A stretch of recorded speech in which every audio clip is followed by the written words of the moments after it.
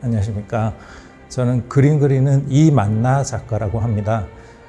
제가 여기 성남에서 꽤 오랫동안 거주를 했고 거의 대학 시절부터 쭉 여기서 살면서 그림도 그리고 해왔기 때문에 여기에 이제 성남 작가 조명전에 초대를 받게 되어서 정말 감사하게 생각을 하고 있습니다.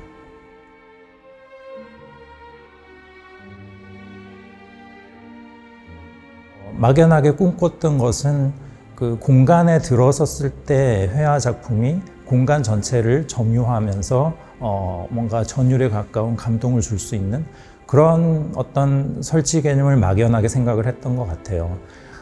요즘이야 어떤 디지털로 굉장히 간단하게 그 구현이 가능하지만 당시로서는 막연하게 그런 어떤 새로운 영역, 그 평면성의 한계를 극복할 수 있는 그런 것을 꿈꾸게 되었고 독일로 유학을 가게 되면서 그런 것들을 조금 시도해 보면 어떨까라는 생각을 하게 되었던 것 같아요.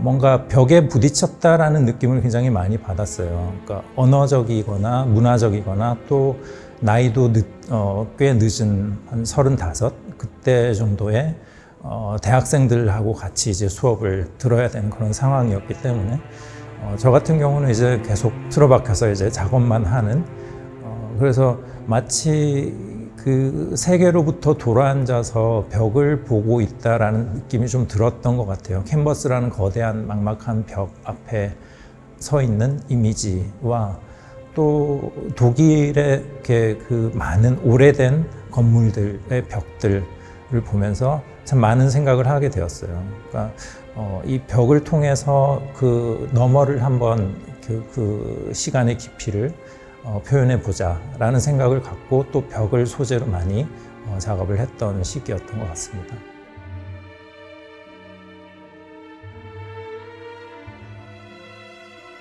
신화라는 존재가 현대에서는 사라져 버렸지만 여전히 그 특성을 가진 공간들을 우리가 발견할 수 있다.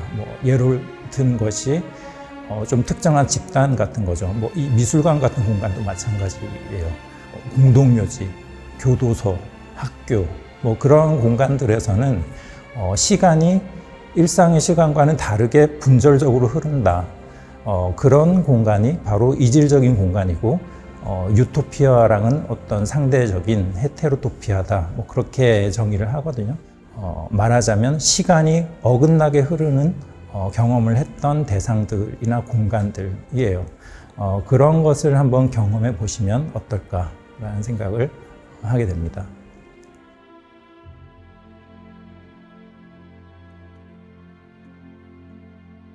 제 작품들은 주로 다 현실에서 제가 직접 본 대상들을 소재로 하고 있거든요.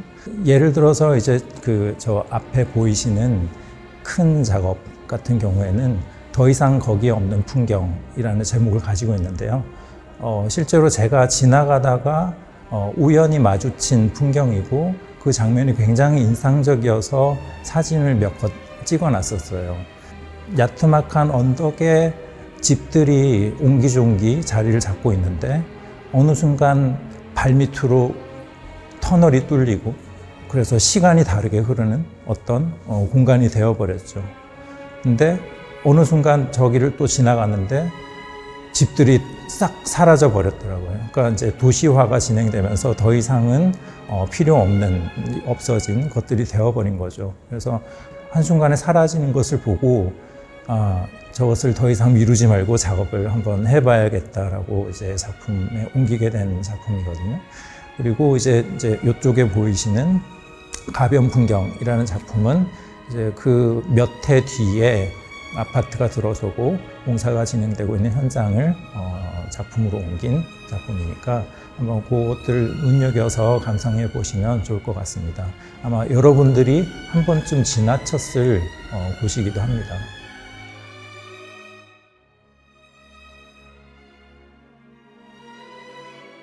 관심사는 꾸준했던 것 같은데 아주 초기가 대학 졸업 시절에는 조금 더 초현실적인 것에 관심이 많았고 그래서 그것을 좀 더 문학적으로 풀어내려고 했던 것 같아요. 그리고 나서 유학을 가면서는 조금 더 어떤 색채적인 측면, 그러니까 제가 워낙에는 인상주의를 좋아하기도 했고 해서 그런 어떤 변화들이 있었던 것 같아요. 그리고 조금 더 구체적으로는 그 치밀함의 정도가 최근 들어서는 좀 지나치다 싶을 정도로 치밀해지고 있기는 하거든요. 그래서 여러분들도 작품을 한번 언제 그려졌는지 한번 연도 같은 걸 좀 보시고 붓질의 사이즈라든가 뭐 그런 것들도 좀 한번 비교해 보시면 어떨까 싶습니다.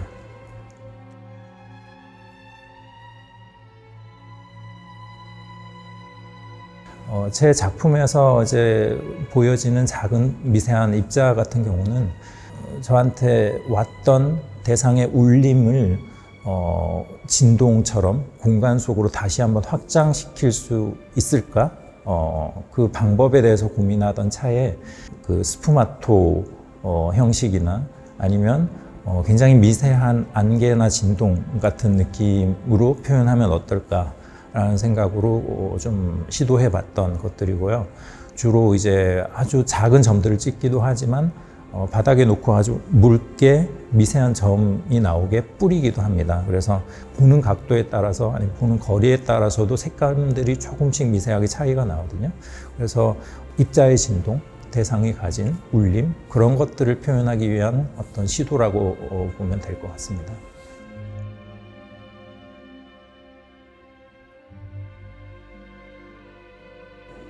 예를 들자면 끝도 한도 없겠지만은 저한테 굉장히 강한 인상을 남겼던 작품 중에 하나는 그 아놀드 베클린이라는 작가가 있어요. 그 망자의 섬이라는 작품이 굉장히 초현실적이면서도 저한테 큰 영감을 주었는데, 저한테는 그 장면이 마치 우리가 살면서 볼 수 있는 제일 마지막 순간, 그러니까 그 현실과 이면의 세계의 경계를 표현하고 있다라고 생각이 들었거든요. 그래서 그게 굉장히 강하게 자리를 잡고 있었고, 보시면은 성이라는 작품이 있는데 지금 보이시는 저 대상을 처음 봤을 때 그 베클린의 망자의 섬이 겹쳐 보였어요. 그래서 꽤 많은 화가들에게도 영향을 미쳤기 때문에 저 역시 이제 비슷한 감정을 느끼지 않았나 생각을 합니다.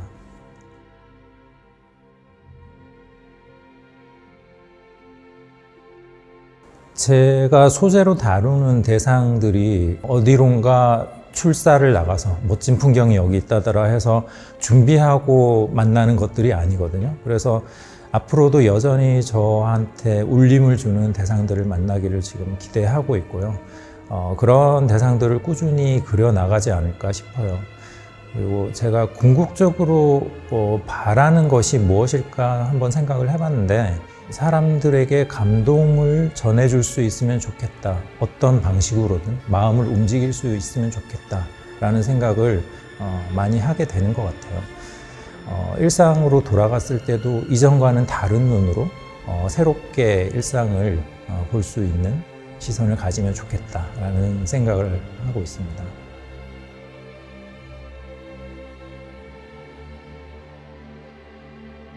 이 반달 갤러리 참 특이하게 생긴 갤러리인데, 푸코에 의하면 여기가 바로 헤테로토피아이기도 할 수 있잖아요. 시간이 다르게 흐르는 바쁜 일상을 잠시 놓고 들어와서 신화적인 시간을 경험하고, 신화적인 시간을 소재로 한 제 작품들도 경험하고, 일상으로 돌아갔을 때 좀 더 풍요로운 어떤 일상을 보낼 수 있으면 좋겠다는 생각을 합니다.